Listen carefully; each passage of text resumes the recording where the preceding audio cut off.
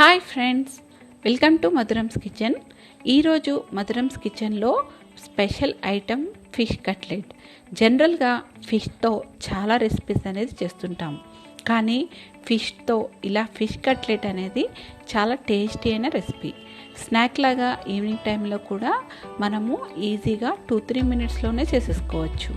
మరి ఇది చేసుకోవాలి అనుకుంటే మనకి ఎగ్, తర్వాత బ్రెడ్ క్రమ్స్ ఇవన్నీ కావాలి అనుకుంటున్నారా?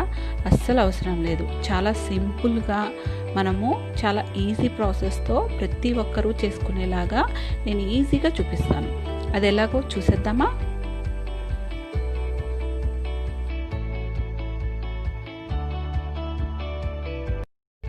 ఫిష్ కట్లెట్ కోసం అని చెప్పి ఫస్ట్ మనము బోన్లెస్ ఫిష్ అనేది తీసుకోవాలి. అది మీకు ఏది అవైలబుల్ ఉంటే అది మనము క్యూబ్స్ లాగా తయారు చేయించుకొని తీసుకొచ్చుకోవచ్చు. అలానే నేను బాసా ఫిష్ని తీసుకొచ్చుకున్నాను.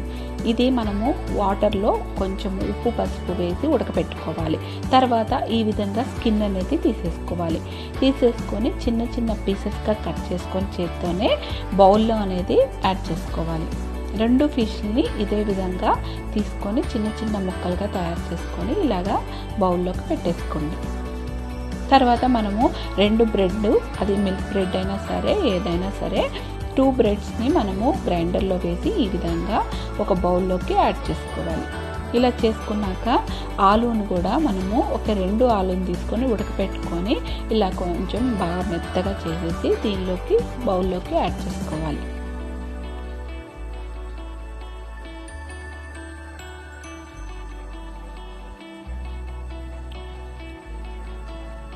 ఇలాగ బౌల్లోకి యాడ్ చేసుకున్నాక మనం దీనిలోకి పసుపు, ఉప్పు, కారం అనేది యాడ్ చేసుకోవాలి. కాబట్టి కారం 1 spoon, salt, garam masala 1 spoon, ధనియాల పొడి 1 స్పూను, జీలకర్ర పౌడర్ 1 స్పూను, పసుపు కొంచెము అన్నీ కలిపి ఈ విధంగా బౌల్లో యాడ్ చేసుకున్నాక ఆనియన్స్ 1 తీసుకొని ఒక ఆనియన్ని బాగా సన్నగా తరుక్కొని కొంచెం కొత్తిమీర యాడ్ చేసుకొని ఇలాగా బాగా కలుపుకోవాలి.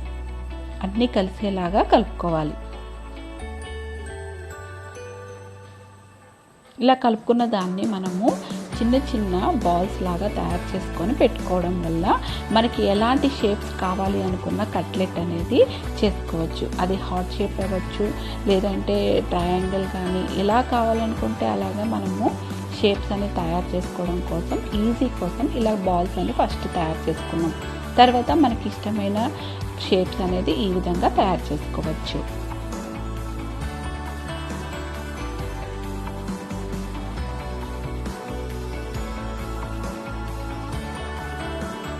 ఇదే విధంగా అన్ని బాల్స్ని తయారు చేసుకోవాలి.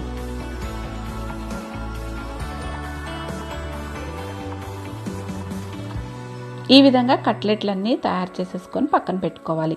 తర్వాత కడాయి పెట్టుకొని కడాయిలో ఆయిల్ అనేది 2-3 స్పూన్లు వేసుకొని అది కొంచెం కాగినాక ఈ ఇంతకుముందు తయారు చేసుకున్న కట్లెట్లన్నీ కూడా పెనం మీదకి వేసేసుకోవాలి.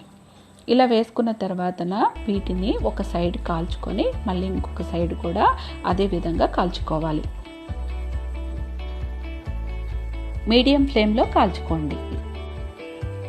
ఇప్పుడు చూసారు కదా ఫిష్ కట్లెట్ ఎంత సింపుల్గా అయిపోయిందో. అయితే మనకి ఫిష్ కట్లెట్ అనగానే యాక్చువల్గా ఒక ఎగ్, మైదా పిండి, మనం బ్రెడ్ క్రమ్స్ ఇవన్నిటితో మనం డిప్ చేసి యాడ్ చేస్తూ ఉంటాము. అలా కాకుండా స్నాక్ ఐటెం అనేది చాలా ఈజీగా అయిపోవాలి అనుకున్న వాళ్ళు ఇలా ట్రై చేసి చూడండి. ఎంతో టేస్టీగా ఉంటాయి, త్వరగా అయిపోతుంది కూడా ప్రాసెస్. ఇలా ఉంటే మనం 1 వీక్లో 2-3 టైమ్స్ కూడా ఈజీగా చేసేసుకోవచ్చు అని కూడా అనిపిస్తూ ఉంటుంది. ఇలా మనం సాంబార్తో కానీ పప్పుతో కానీ లేదా ఈవినింగ్ టైమింగ్స్ మనం ఇలా సాస్ ఏదైనా పెట్టుకొని పిల్లలకి పెట్టాలి అనుకున్నా ఇలా సింపుల్గా చేసేసుకోవచ్చు. కాబట్టి ఒకసారి అయితే మీరు ట్రై చేసి ఎలా వచ్చిందనేది నాకు కమెంట్స్లో చెప్పండి.